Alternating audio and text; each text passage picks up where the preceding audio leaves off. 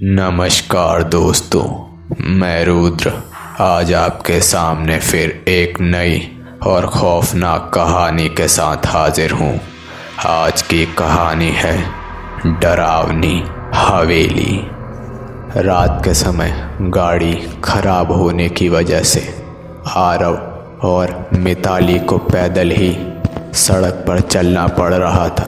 रात काफ़ी हो गई थी, इसलिए मिताली थोड़ा गुस्सा आ गई। आरव ने उसका गुस्सा शांत कराते हुए उससे थोड़ी दूर और चलने को कहा। आसमान में बिजली काफ़ी तेज़ी से कड़क रही थी।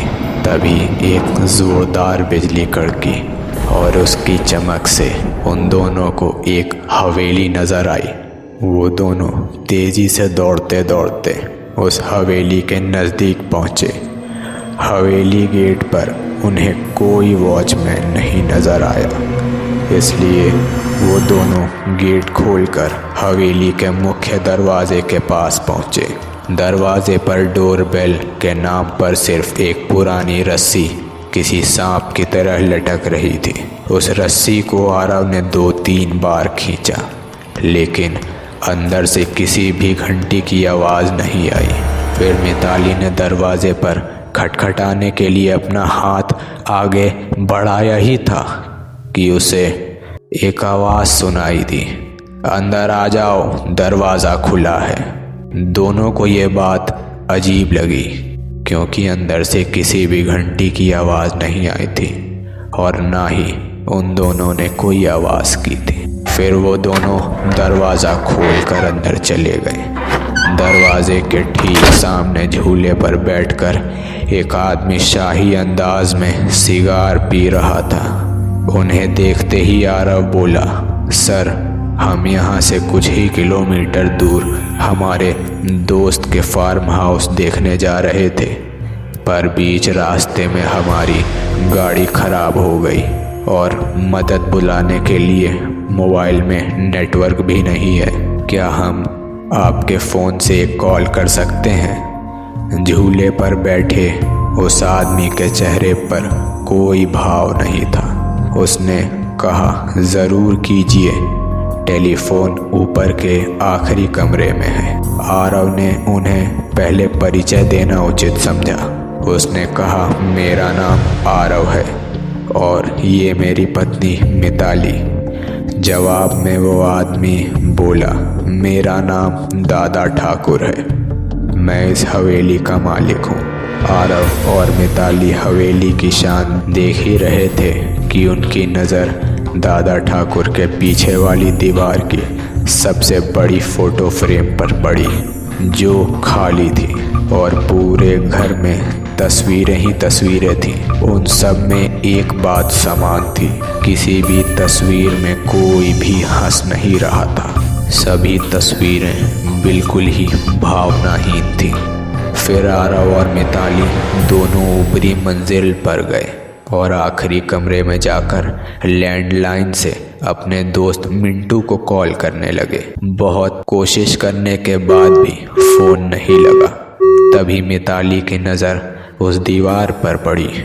वहाँ एक और फ़ोटो फ्रेम टंगी थी, उसमें भी कोई तस्वीर नहीं थी, सिर्फ खाली फ्रेम। उन्हें ये बात थोड़ी अजीब लगी।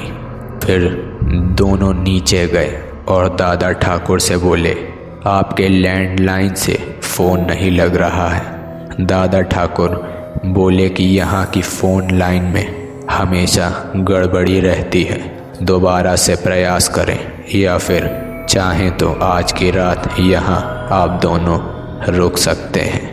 मिताली और आरव कमरे में जाकर फिर कॉल लगाने की कोशिश करने लगे, पर सब बेकार। आखिर में दोनों ने रात को वहीं रुकने का निर्णय कर लिया। बेड पर लेटते ही दोनों को नींद आ गई। रात के ठीक 1:30 बजे आरव की नींद अचानक से खुल गई और वो एक बार फिर से अपने दोस्त को फ़ोन करने लगा, लेकिन उस वक्त फ़ोन पूरी तरह डेड था। हाथ से फ़ोन नीचे रखते हुए आरव की नज़र दीवार पर गई और सामने का नज़ारा देखकर उसके चेहरे पर से हवाइयाँ उड़ने लगीं, क्योंकि कुछ घंटों पहले देखी हुई खाली फ्रेम में अब उन दोनों की तस्वीर थी और उसके नीचे लिखी थी उनकी मौत की तारीख। उसने मिताली को उठाया और उसे तस्वीर दिखाई। वो बोली, यहाँ कुछ तो गड़बड़ है आरव, हमें अभी के अभी यहाँ से बाहर निकलना होगा।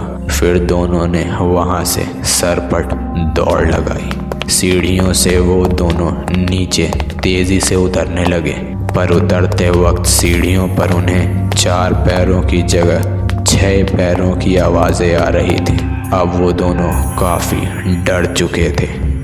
कुछ भी करके उन्हें बस दरवाज़ा खोल के बाहर भागना था, पर दरवाजे के पास पहुंचने के बाद जब दोनों ने उसे खोलने की कोशिश की, उनकी कोशिश नाकाम रही, क्योंकि दरवाज़ा किसी ने बाहर से बंद कर दिया था और अब वो दोनों उस भूतहा हवेली में कैद हो चुके थे।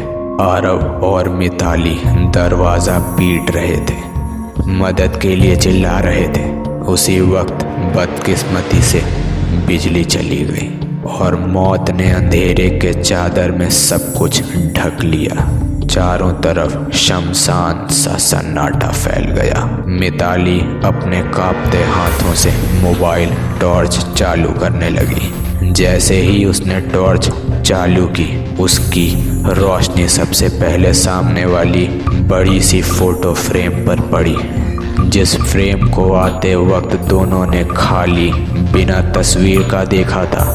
उस खाली फोटो फ्रेम में अब झूले पर बैठे दादा ठाकुर की तस्वीर शैतानी मुस्कान दे रही थी और अगले ही पल दादा ठाकुर तस्वीर से धीरे धीरे गायब होने लगे और उसके नीचे रखा हुआ झूला भी हवा से झूलने लगा। उस भयानक मंजर को देखकर मिताली के रोंगटे खड़े हो गए थे और आरव बस बेसुध देखे ही जा रहा था। कुछ ही पलों में मोबाइल भी स्विच ऑफ हो गया।